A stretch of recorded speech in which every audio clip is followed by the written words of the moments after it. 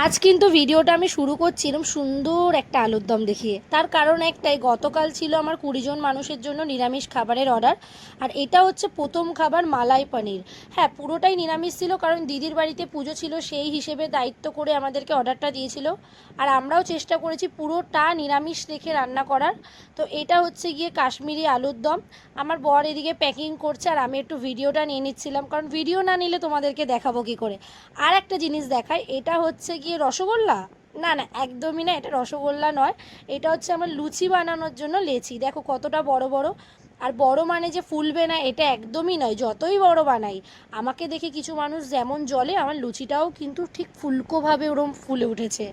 তো যাই হোক, এরকম অনেক মানুষই আছে তোমার পিছনে তোমার কাজ দেখে তোমাকে দেখে রেগে ফুলে উঠবে, বাট তাদেরকে দুচ্ছাই করে রেখে তুমি তোমার নিজের কাজে ফোকাস করো। আর ফোকাসের ফল তো সবাই জানো যে সব সময় ভালোই হয়।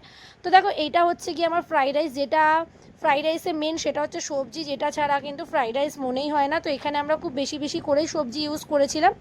তো এখানে পুরো 20 জনের পার্সেল প্যাক হয়ে গেছে, আর এইদিকে আলাদাভাবে প্যাকিং করে এবার দিতে চলে গেছিলাম। তো কেমন লাগলো ভিডিও?